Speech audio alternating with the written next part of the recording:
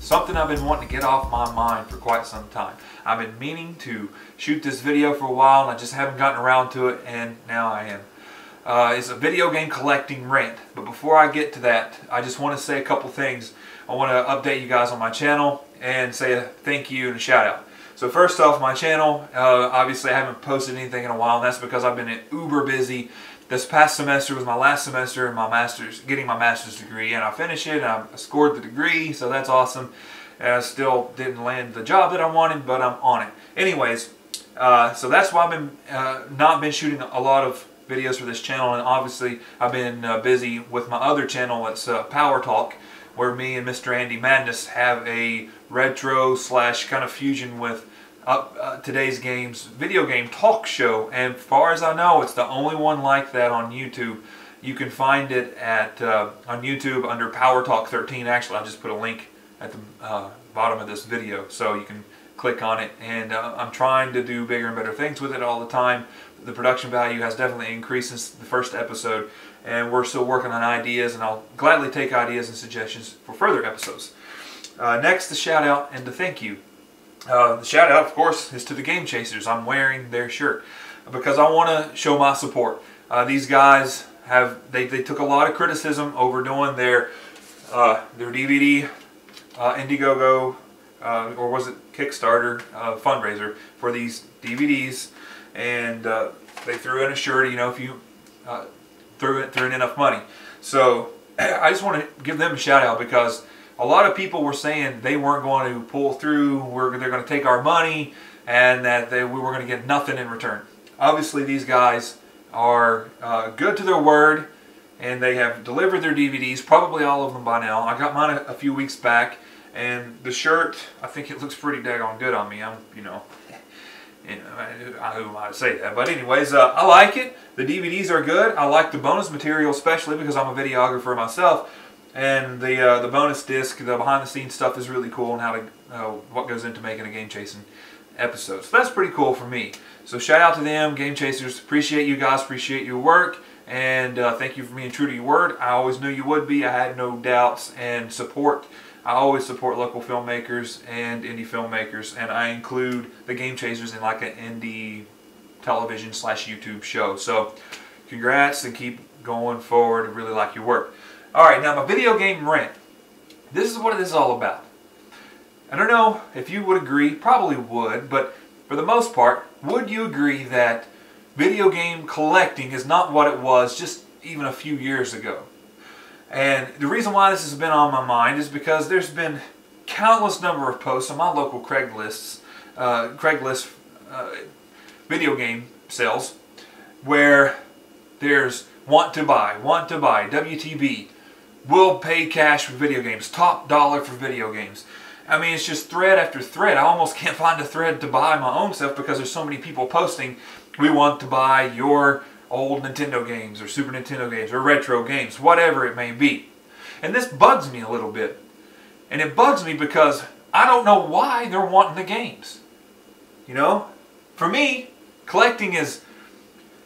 It's hard to say, and I've said this before. Collecting is hard for me to say exactly what it means because I don't want to seem like, I want to look back into my past and go back to the days when I didn't have any responsibility, because I have responsibility, and responsibility doesn't really bother me. It sucks that we can't be like we were when we were kids unless you're uber rich, but that's not the point. I like collecting. It makes me feel a certain way. It reduces some stress. And to a degree it's therapeutic. I think it's therapeutic to other people, or they wouldn't do it, at least when they're doing it for the right reasons and they have their heart into it. There's so many people that don't have their heart into buying the old games, and they're just buying them for either A, money, so they can resell them, which I'll get into in just a minute, or B, because of pride. They just want to say, look what I have. which I totally do not understand, but it definitely happens, and I've seen it firsthand here where I live in Eastern Kentucky. So first off, in Eastern Kentucky, there's not a lot of video games for us to go out and find in the wild. It's really hard here for some reason. But I don't know why. I don't know why. I live in Eastern Kentucky. I live in Moorhead.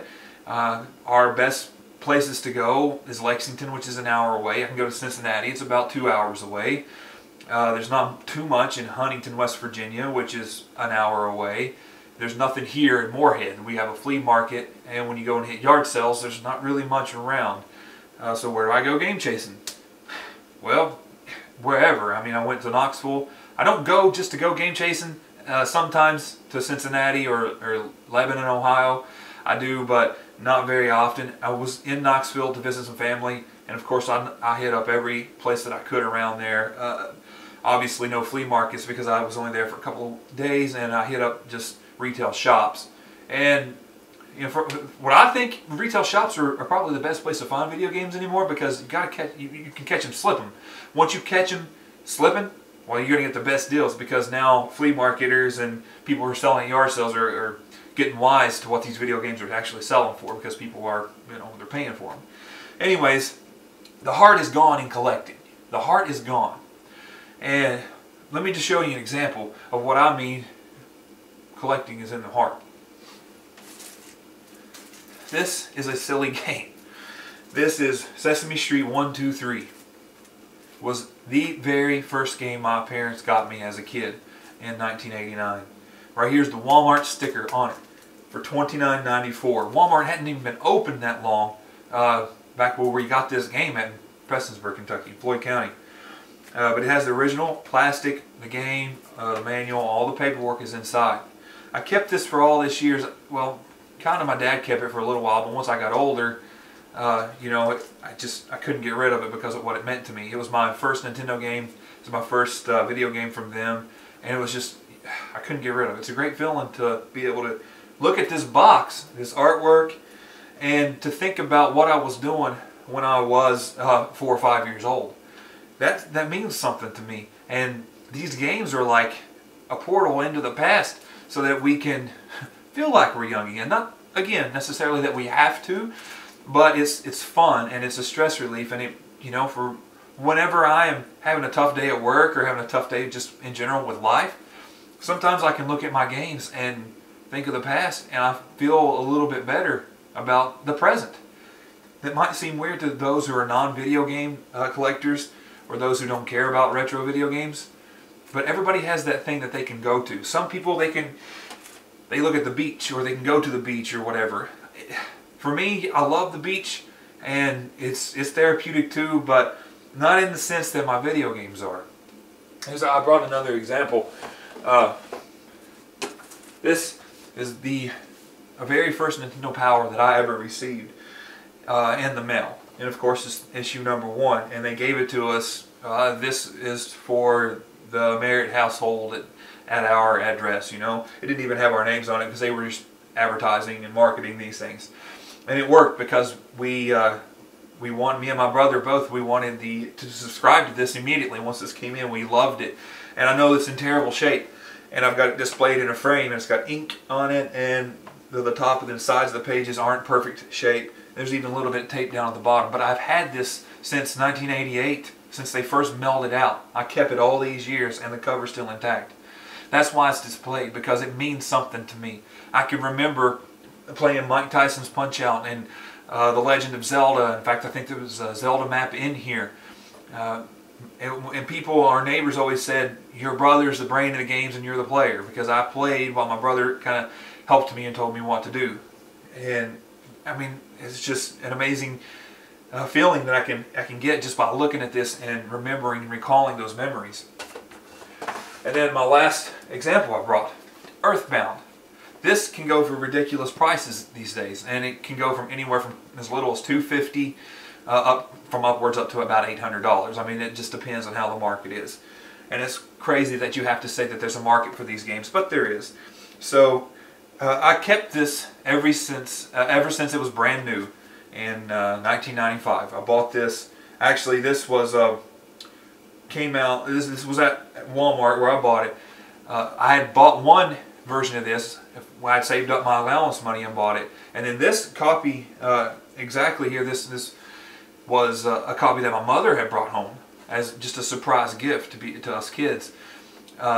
She just was at Walmart one day and she came home. She's like, "Hey, I got you a new game. It was on sale. It was only $20 for this right here. It was only $20." So for $20, I've had this kept in my closet. I had it kept in my closet at home all these years, and it's in pretty good shape. There's there was some tape on the side here that came off a long time ago, but that's about it. There's a mark right here in the O and bound. But I kept it all these years as a reminder to what kind of person, you know, my mother was. She would go away on business for meetings or whatever, and she would come home and bring us a game or bring us something. And I couldn't bear to get rid of the box. So I actually had two copies of this, and this one I just kept in whole. And I have the cart that's in here is my original cart that has my saved files on it that I played growing up as a kid. And all my carts, not all of them, most of my carts, most of my RPGs especially, have all the original files that I played while growing up, going in middle school and high school. And that just, to me, it means a lot to me to have that and have that cart. And I can play any of these games on an emulator. But when I look them up on an emulator, you know, I don't see the artwork, I don't see the box, I don't get the same feeling. I don't remember what I was doing when I was looking at the game for the first time, like I can when I look at the box and look at the card of the games now. And it just, you know, it hits home. It reminds me of who I am, where I came from. Media cultivates us to a degree. That's exactly what media is for. It helps us get by our day, get through our day, release some stress, and to take us places that we can't go because they're not real. And it helps us forget about what is real. And these games help me and take me to a place to where I can drift off and just be, you know, Ness from Earthbound, or be Chrono from Chrono Trigger. I can hear the music, I can read the story, I can see the box, and all of it combined is just, it's a therapeutic feeling. Now these people just want to buy WTV, and it's blown up recently. I don't know what the reason you're wanting to buy. Is it because you just want to show off? I have a friend who collects, yeah, but he collects, I think, for the wrong reasons. He buys games and then he just takes pictures of them and shows them off. And I don't think it means a lot in his heart. Not all games. Some games mean a lot to him, but not all games. He's just buying up games. Like some games I'll be, man, I really want that. I've wanted that for a long time. And he'll go and buy it. And he'll be like, look what I got. And I'm like, crap, I wish I could afford that. I wish I could have that. And so is it pride? You just want to buy this to show them off, just to show it off to people? That's the wrong reason. It's collecting in vain, whereas that might be silly as all get out. At least, you know, I collect because they mean something to me, and it feels good to look at these games. Where be that as it may, that might be silly to some people, I don't know. But to me it feels good, and I'll enjoy doing it. It's a hobby that I like to have. Other people have their hobbies. I mean, I play basketball, I like to weight train, and do different forms of weight training, and I even train people. Those are hobbies. But this is a hobby for me as well, just like those. It's a stress relief and it feels good. And the other point I wanted to get to, people that buy them just to resell. I can understand that it's tough times out there, and when you don't have a lot of money, you know, it's pretty cool to go out to a yard sale or a flea market and find a $5 game and then turn it around and make $90, $95 on it. I get it. I do. It just sucks. Just know that for those who do that, just for that reason, it sucks for us collectors who might want that cart to add to our collection because it really means something to us. I'm not knocking people, collectors who, you know, I buy games in lots where I'll, you know, buy the games in lots for the 3 or 4 games I want or need, and then I'll sell the rest. And I'm not going to say I sell them at a bottom dollar because I got to make some of my money back. But I very rarely will I sell something at full retail price. I always try to go at least $5 to $10 off of what people will bid on them on eBay. Not a buy it now price, but what actual people will bid on them.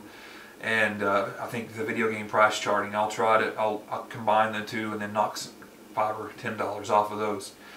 I got to make a little money back, but I don't want to sell at retail either.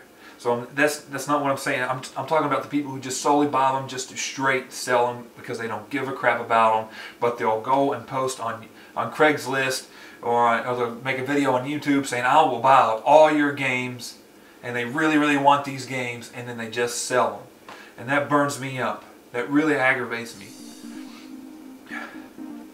So, I guess in short, video game collecting is not what it used to be. It's not as fun as it used to be. And if you've hung in there with me for this video, this entire time, I got one question I want to leave you with. And that is, why do you collect video games? Be it retro or current. Why do you collect them? Thanks guys, and I'll see you later.